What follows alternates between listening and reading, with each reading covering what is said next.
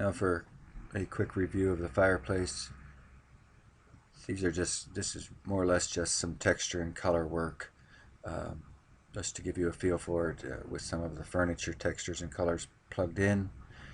A couple things just going in. Yeah, the walls are not going to be that greenish color. I know they're going to be more of a sand, but I haven't been able to get that adjusted where it shows up right because of lighting, etc. Also, you'll have to kind of imagine that there are,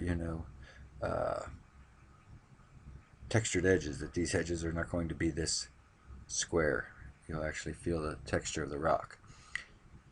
Anyway, this is where we had ended the last time we talked about the fireplace at all, which was my very first endeavor to add something to that brick. Because once we build these walls out, frame these walls out for the insulation and the drywall covering, we're going to be in front of the existing brick. So one way or another, we have to consider what we're going to do there. So this is where we left, and I just really just looked at some different textures and colors. As soon as I got the furniture in with these kind of color palette here, I thought the orange was the orangey kind of thing that was in this brick or rock was kind of fighting with that. So I just shifted, just as an experiment, to something more gray based. This was one of the patterns that you had mentioned earlier that you liked. So just for experimentation, I put it in there. This one shows some sort of limestone, sandstone down here. Also, going through there, just ignore how this goes in through here. We'll have to review exactly how we're going to handle the interface with the existing fireplace. And this is all just for a feel for color and shape, etc. There's your pine mantle is still in there, and with that, and then I switched to more of a dark, like a slate or something like this. Sometimes some of these stone manufacturers make large stones that could be cut into segments and fit around something like that.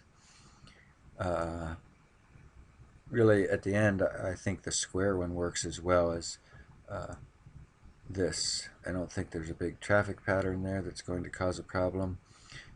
In addition, you had a chest, one of the few pieces of furniture that you want to keep that I'm not showing here. So I think it'd be fine with the rectangular shape, and I've kind of left it there through the rest of this film. Again, just, is darker better or lighter better? Back to darker. And with no mantelpiece, I don't think it's working in that kind of short space. These are some stone. Look at, some people make some stone mantelpieces that could be put in instead of the pine if you end up going that way. This is just an adjustment of texture or color. Again. This shows a piece of stainless. Maybe that can be a darker metal like zinc covered wood, something like that.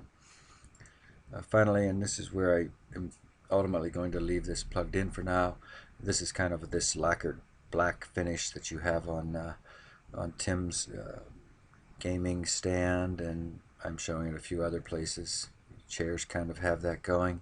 So that's what I've left plugged in for now. In terms of the stone itself, you can see kind of, unfortunately the shift is a problem, but you can see the shift in mood. This is a colder kind of feel, albeit a little bit more modern perhaps. And then when we go to something that's less gray and blue and more orange and red, you can see the effect. You can see these kind of, something like that picks up some of your early American, and maybe that's the way we have to go. But again, this is just a review of that. And now a very brief discussion on, really just in terms of the bar, just in terms of how I arrived at the shape of the bar top. This is the column. It doesn't go anywhere. I'm showing it. whether it stays as just a 3-inch steel cylinder or is clad or covered. You could put a round colonial style column. For now I'm showing it covered in whatever kind of stone veneer is used on the fireplace, if that's the direction in which we go. As I mentioned earlier, this is the tight spot of the entire floor plan in terms of flow. This is an earlier 3-foot diameter clearance circle I put through here. If you can see this little brown line through here, this was where I endeavored to start with a square or rectangular bar top. I'm showing 12-inch deep cabinets under there to provide some sort of storage without relocating this door or anything like that. I suppose if the door were eliminated, it would give you some opportunity, eliminated or shifted. It might give you some opportunity to shift in here a little bit, but I don't think it's enough to pay off. I mean, this is 3 feet, so you've only got about 38 inches back there already. You can see when I put a straight rectangular shape in here and have it interface with this column, which I think ought to happen, you're down to a very narrow clearance through here. And you can see, just ignore textures, etc. for now.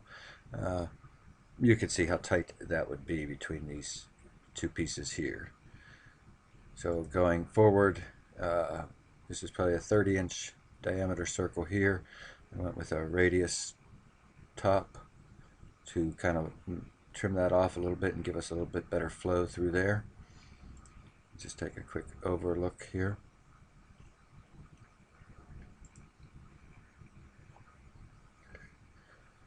And then I I show 5 chairs, and the chairs are in their position they would be in if people were seated there. That's the most chairs you could get around there is 5. However, you could see that, particularly when those are pulled out, and this one won't go in that far without horsing around a bit, but you can see that this is going to be as people are going to be having to edge through here under those conditions. When you go to 4 chairs, it becomes a lot more manageable. And that circle, that's probably a 30-inch clearance through there. And there's 4 chairs in the position they'd be in with people at the bar. Clearance is good. In or out. In or out. Out and in. And that's really it. I just wanted to show, for now, going in, this was the bar shape that I'm showing. I will be experimenting further as we go along with whether or not we want this also in rock, whether that has an arc to it, which just adds unnecessary expense, but would be kind of cool. There will have to be a couple brackets under this bar top, probably, maybe here and here, just pick up some of that weight. But that is all for now, and I want to do some other things with this bar area cabinetry going forward. Just very quickly, this is how I arrived at your carpet texture based upon the one swatch photo of the swatch you had sent me. This is where it started.